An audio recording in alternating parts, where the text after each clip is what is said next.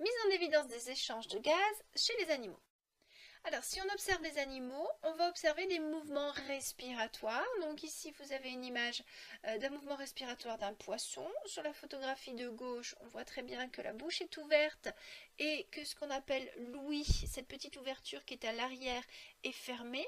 Et que, deuxième image, quand la bouche se ferme, l'ouïe s'ouvre, on distingue quelque chose de rosé à l'intérieur, on soupçonne un appareil respiratoire, et l'eau va ressortir en fait par cette ouïe ouverte.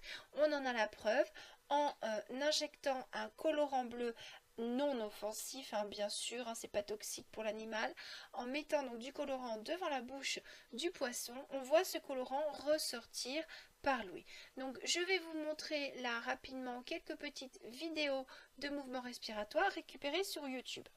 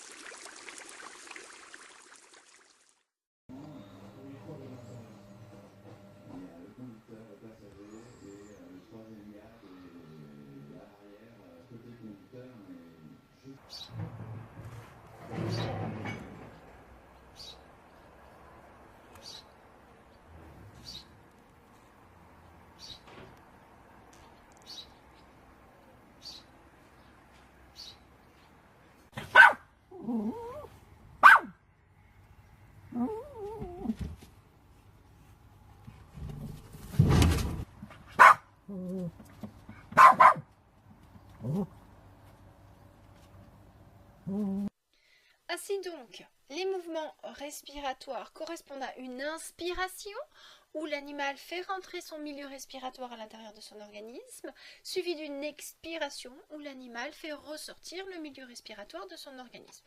Donc on a fait des observations, on a constaté que beaucoup d'animaux font rentrer leur milieu respiratoire dans leur corps, soit de l'air, soit de l'eau. On peut donc émettre l'hypothèse que les animaux échangeraient avec leur milieu des éléments invisibles, certainement le gaz dioxygène nécessaire aux cellules et le gaz dioxyde de carbone éliminé par les cellules après leur activité. On peut donc faire une première expérience, on va mesurer la quantité de dioxygène dans le milieu grâce à la sonde à dioxygène, la sonde à oxygène. Donc c'est un système informatique qui permet de mesurer le pourcentage d'oxygène dans une enceinte fermée. Donc ici on va réaliser un montage avec des escargots, on les enferme dans une boîte hermétique, on branche la sonde oxymétrique. On va faire le même montage avec une boîte vide. Je vous rappelle que quand on fait une expérience, on fait toujours ce qu'on appelle un test et un témoin.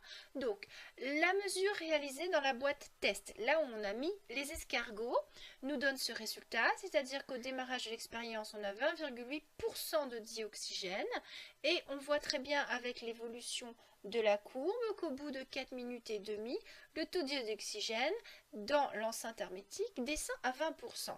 Alors que si on regarde l'évolution du taux d'oxygène dans la boîte témoin, c'est-à-dire la boîte où il n'y a pas d'escargot, le taux de dioxygène est constant et ne bouge pas entre 0 minutes et 4,5 minutes. Donc, on constate qu'en présence d'un animal, c'est l'expérience test, la quantité de O2 diminue dans le bocal, donc on donne des valeurs chiffrées, on passe de 20,8% de dioxygène à T0 minutes à 20,0% à T égale 4,5 minutes, alors qu'elle est stable dans le bocal témoin. On en déduit que l'animal a prélevé du dioxygène dans l'air du bocal.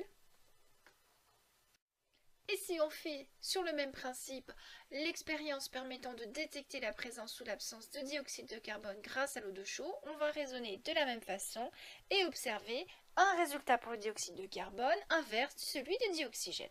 Donc comment mettre en évidence l'échange de dioxyde de carbone? On va se servir d'un réactif, l'eau de chaud. L'eau de chaud va se troubler en présence de dioxyde de carbone. Donc on va faire un premier montage témoin dans lequel il n'y a pas ici de verre de farine, c'est le montage A, et un montage test où il y a le verre de farine. Donc ici, vous avez les montages en début d'expérience et voici les résultats en fin d'expérience. Donc qu'est-ce qu'on constate? On constate que l'eau de chaud se trouble uniquement en présence des verres de farine. On sait que l'eau de chaux est un réactif et qu'elle se trouble en présence de dioxyde de carbone. On en déduit que les vers de farine ont rejeté du dioxyde de carbone. Donc à retenir, tous les animaux respirent, c'est-à-dire qu'ils échangent des gaz avec leur milieu. Ils consomment du dioxygène et rejettent du dioxyde de carbone.